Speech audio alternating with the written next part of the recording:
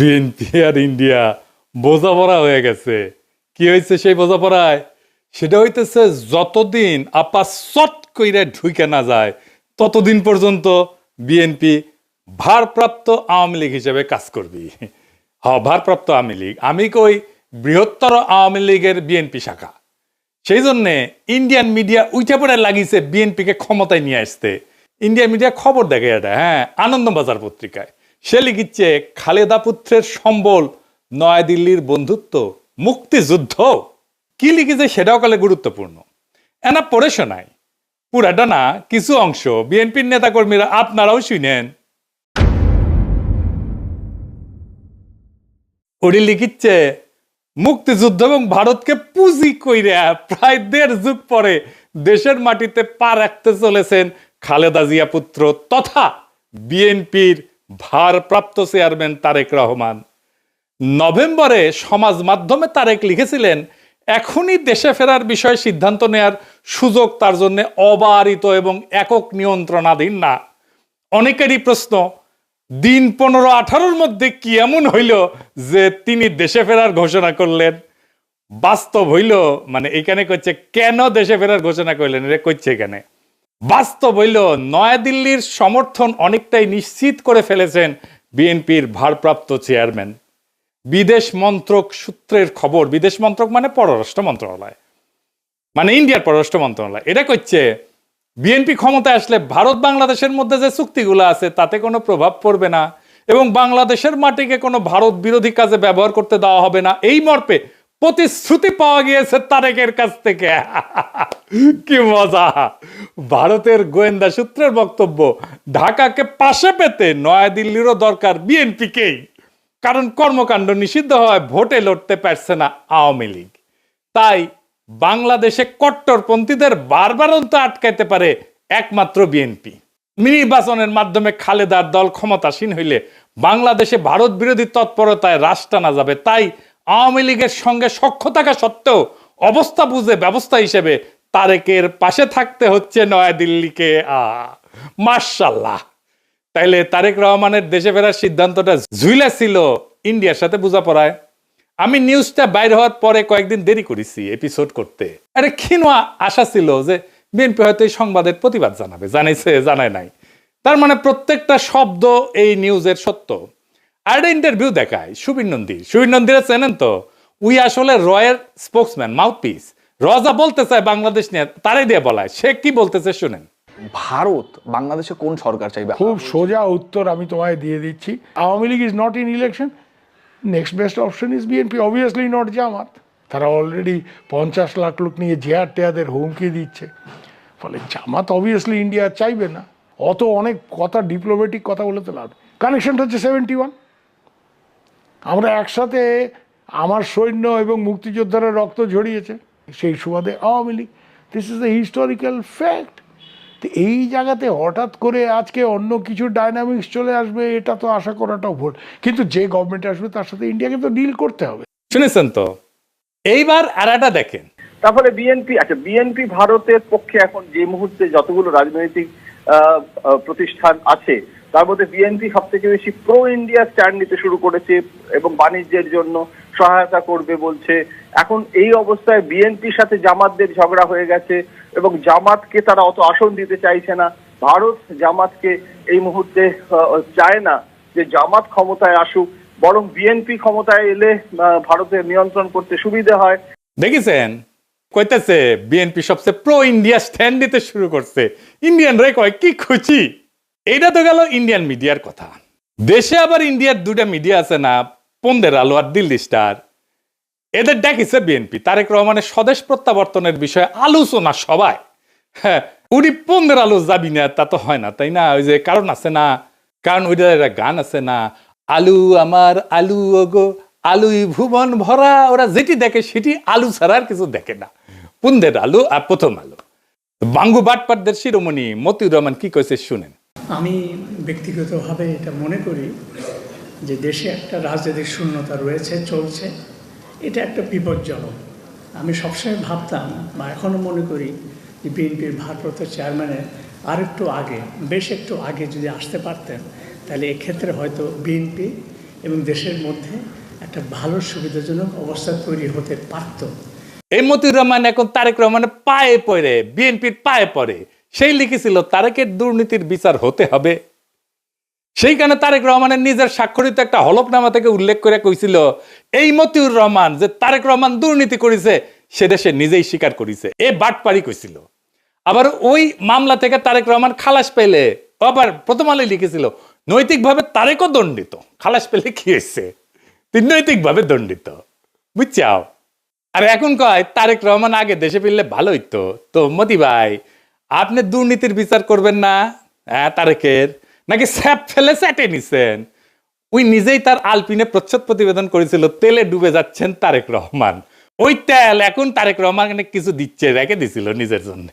তো প্রথম আলো যে বিএনপি কি পরিমাণে ভালোবাসে, ভালোবাসা যে কত সেটা একটু দেখি। আসেন। লিখিচ্ছে বগুড়ায় তারেককে ঘিরে আছে খুন সন্ত্রাসে জড়িত নেতাকর্মীরা। মতিউর রহমান এখন শিওর, এখন আর খুন সন্ত্রাসে জড়িত নেতাকর্মীরা তারেক রহমানকে ঘিরে থাকবে না। গ্রেনেড হামলা মামলা নিয়ে করছে তাজউদ্দিনকে পাকিস্তানে পাঠায় ডিজিএফআই, জানতেন খালেদা। খালেদার সম্মতিতে বসুন্ধরার কাছে 100 কোটি টাকা চাইছিলেন তারেক, জিজ্ঞাসাবাদে বাবর। তো মতি ভাই কয় টাকা দিছে আপনার? সাব্বির খুনের ঘটনা চাপা দিতে আপোস রফা। তারেকের স্বেচ্ছাচারিতার অনেক নজির বগুড়ায়, ওগুলো কি উঠে গেছে? আচ্ছা, তারেক কি হিসাবে বগুড়ায় এত উদ্বোধন স্থাপন করছেন? আরো লাগবে, ওর পায়ে পড়তেও সময় লাগে না, ধাক্কা দিয়ে ফেলাই দিতেও সময় লাগে না। মূল উদ্দেশ্য হচ্ছে টিকে থাকা, যেন তেন প্রকারে টিকে থাকা। তো এইগুলো কি জার্নালিজম, বস্তুনিষ্ঠ সাংবাদিকতা? এই নিউজগুলো যদি সত্য হয় তাহলে মতিউর রহমানের কি তারেক রহমানের প্রত্যাবর্তনে মিটিং এ যায় তারেক রহমানকে দেশে কেন আসলো না সেই নিয়ে কান্নাকাটি করা যায় নৈতিকভাবে? এটা জায়েজ, এথিক্যালি উচিত এইটা?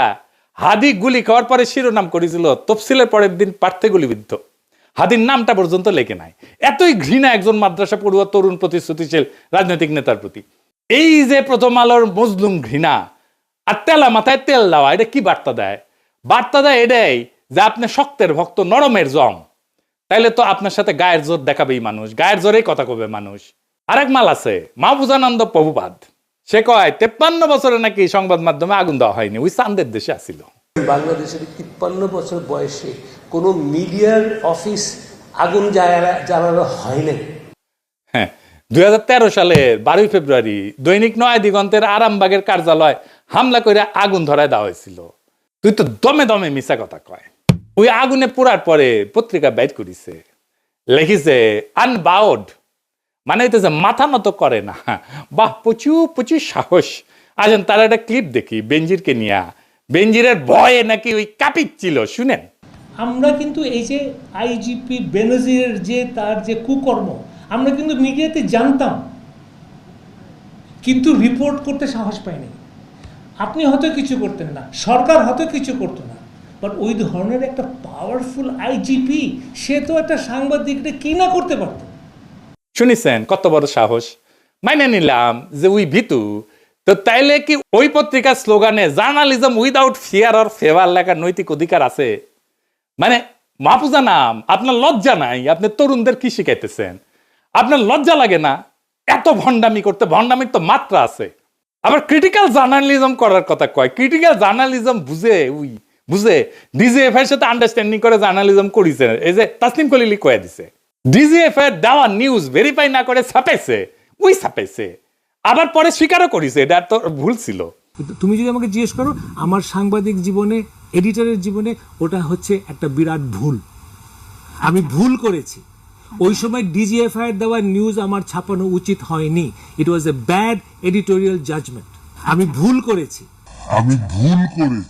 শুনেছেন, আমি কইছিলাম এই ডেইলি স্টারের জার্নালিজম নিয়ে 100 ঘন্টার এপিসোড করা যায়। গতকাল আমি একটা পুরানা ভিডিও দিছি, দেখেছেন না সবাই? অনেক দিন তো হইল। জবাব দিছে ডেইলি স্টার, আমার উত্থাপিত প্রশ্নের জবাব দিছে নাকি এরা জবাব দিয়ে তার ঊর্ধ্বে মিডিয়া? এরা সার্বভৌম একটা অথরিটি হইছে, সবকিছুর ঊর্ধ্বে, ওরা কেউ প্রশ্ন করতে পারবে না। তো আসলে আসেন, এই যে দুইটা গণমাধ্যম, এই যে দুইটা প্রথম পন্দের আলো আর দিল্লি স্টার, এটা কি গণমাধ্যম? গণমাধ্যমের ভূমিকা বুঝতে হলে আমাদের দুইটা জিনিস বুঝতে হবে, ট্রুথ এবং ফ্যাক্টস। সত্য কি এবং ঘটনা কি। ফ্যাক্টস হইতেছে মানে ঘটনা হইতেছে আমরা পরিষ্কার যেটা দেখছি হাদিস জানা যায় লাখ লাখ মানুষ হয়েছে না, 10 থেকে 15 লাখ মানুষ হয়েছে, আমরা সবাই দেখছি কয়েকদিন আগের ঘটনা। কিন্তু জানাজার ট্রুথ, সত্য তৈরি করা ট্রুথ মেকিং মেশিন কি? পুন্দের আলো আর ডেইলি স্টার। আমরা চোখের সামনে দেখলাম 10 থেকে 15 লাখ লোক। দিল্লি স্টার লিখেছে শয়ে। আজকের ঘটনা যদি ইতিহাসে আদৌ স্থান পায় তাহলে এটা স্থান পাবে পুন্দের আলো দিল্লি স্টারের বিবৃতিতে কি আছে সেটা দিয়া। দিল্লি স্টার লিখছে শত হাজার না, লাখ না, শত ওই যে হাদি না, একজন প্রার্থীকে লিখেছে। এটাই থেকে যাবে ইতিহাসে। আমাদের আবেগ হাদিকে নিয়ে আজকে যে এটা 50 বছর পরে সেটা থাকবে না, কারণ আমরা অনেকেই থাকবো না, অনেকে জানবেই না এই ঘটনা। তখন থাকবে এই পত্রিকার ট্রুথ যেটা লিখেছে ওরা। পুন্দের আলো আর দিল্লি স্টার কোনো মিডিয়া প্রতিষ্ঠান নাই, এগুলো হইতেছে জনগণের যে কর্মকাণ্ড, আমাদের যে পাবলিক রেকর্ড, এগুলোর কাস্টোডিয়ান। আমাদের দৈনিক, আমাদের যে বাস্তবতার উপাখ্যান, এইটা রচনা করে পুন্দের আলো আর দিল্লি স্টার। এটার একটা শক্তিশালী প্ল্যাটফর্ম। তাদের মতো করে যেইটা পুন্দের আলো আর ডেইলি স্টারের নিজের চিন্তার, নিজের জগতের বাইরে, সেটাকে সে বাদ দিয়া দেয়। হাদি নামি আসে না, প্রার্থী হইয়া যায়। শয়ে হয় মিলিয়নের বদলে। এইভাবে সত্য নির্মাণ করে এই মিডিয়াগুলা। সত্য কিন্তু কখনো নিরপেক্ষ না, সত্য সবসময় একটা মতাদর্শিক নির্মাণ। তাইলে পুন্দের আলো আর দিল্লি স্টার কার পক্ষে সত্য নির্মাণ করে, কার স্বার্থ রক্ষা করে, সবাই জানে, সব সুতিয়া জানে। এই প্রশ্নের উত্তর জানে না এরকম কেউ নাই, কিন্তু বলবে না। ও বলতে হইলে তখন এই লোকদেরকেই বলতে হয়। নিকা বসার আগে ইদ্যৎকাল বলে একটা জিনিস আছে, আপনারা ভালো জানেন। তাইলে এই পুন্দের আলো আর দিল্লি স্টারের ভাতার আওয়ামী লীগের সাথে বিচ্ছেদের পরের ইদ্যৎকাল শেষ হওয়ার আগেই বিএনপির সাথে কেন নিকা বসলো? কারণ এই দুইটা পত্রিকায় ফ্যাসিস্ট শক্তির সহযোগী ছিল। এদের বিচার হওয়া উচিত ছিল, গণ আদালতে বিচার হওয়া উচিত ছিল। কিন্তু এদের সম্পদ, এদের কন্ট্রোল, এটা গোপনে বিএনপির কাছে সম্পত্তি হস্তান্তর হবে। বিএনপি সব জায়গায়, সব মিডিয়াতে নিজেদের লোক বসাইছে। কালের কণ্ঠে কে সম্পাদক, বাংলাদেশ প্রতিদিনে কে সম্পাদক, 8 টিভিতে কে শেয়ার নিছে, 71 টিভিতে মালিকানা নিছে কে, সব বিএনপি। নাম কইলাম না আজকের। তারা ভাবিছে নিরাপত্তা দিবি বিএনপি। খারান আইসেনি, আমি না ঘোড়ায় আসবো, ঘোড়ায়। আপনাদের জন্য আসার আমার টাইম নাই। এডিটর সাহেব ঘোড়ার হাসিটা দেন। যাদের প্রোটেকশনের আশায় আছেন তাদের কয়টা ক্লিপ দেখাই। মির্জা আব্বাসরে দেখেন।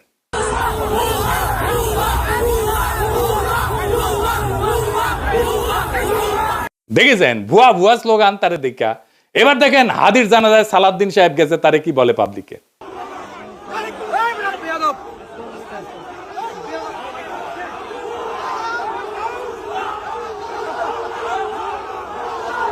দেখেছেন এটিও ভুয়া স্লোগান। এবার দেখেন ফিরে যেতেছে সালাউদ্দিন, সেটিও দেখেন কি ভুয়া স্লোগান।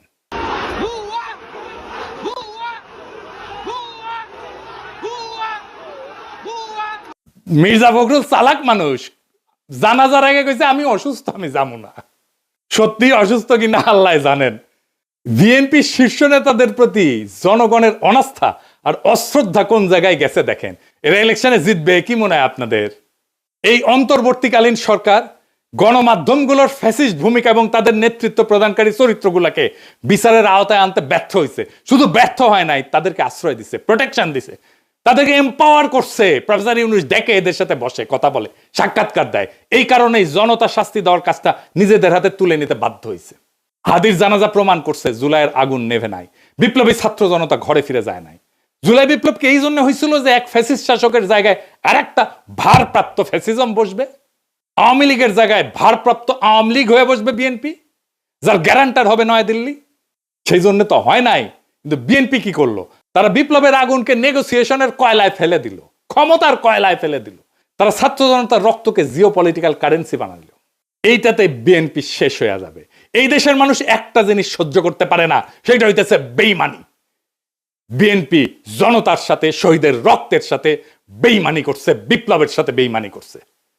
আওয়ামী লীগ ক্ষমতায় ছিল ইন্ডিয়ার জোরে, এখন বিএনপি ক্ষমতায় আসতে চায় ইন্ডিয়ার সাথে বোঝাপড়ায়। দুইটারই একই রোগ, শুধু উপসর্গ বদলাইছে। আর মানুষ সেটা বুঝে গেছে। হাদির জানাজায় প্রমাণ করছে জুলাইয়ের আগুন নেবে নাই, ছাত্র জনতা ঘরে ফিরে যায় নাই। ওরা কাউকে ম্যান্ডেট দেয় নাই, না ভারতকে, না বিএনপিকে, না মিডিয়ার সত্য বানানোর মেশিনকে। এই কারণেই কইতেছি বিএনপির পরাজয় আসবে ভোটের দিন না, পরাজয় শুরু হয়ে গেছে নৈতিক জায়গা থেকে। যেই দল বিপ্লবের সঙ্গে বিশ্বাসঘাতকতা করে সেই দল ক্ষমতায় যাবে না, গেলেও টিকে থাকতে পারবে না। ক্ষমতায় যাক বা না যাক, ইতিহাস তাকে ক্ষমা করবে না। জুলাই কোনো ইন্টারভেল না, জুলাই কোনো সিনেমা না, জুলাই কোনো পিকনিক না, জুলাই কোনো দর কষাকষির বিরতি না। জুলাই ছিল এবং থাকবে ভারতের সাথে বোঝাপড়া আর দেশি ফ্যাসিজম, দুইটার বিরুদ্ধেই জুলাই জিন্দা থাকবে। এই সত্য যতদিন থাকবে ততদিন বিএনপির এই বোঝাপড়াই তাদের সবচেয়ে বড় রাজনৈতিক আত্মঘাতী সিদ্ধান্ত হয়ে থাকবে। পরাজয় শুরু হয়েছে, ওই বিশ্বাসঘাতকতার দিন থেকে পরাজয় শুরু হয়েছে। জুলাই শেষ হয় নাই, জুলাই বিশ্বাসঘাতক কাউকে ক্ষমা করবে না। ইনকিলাব জিন্দাবাদ।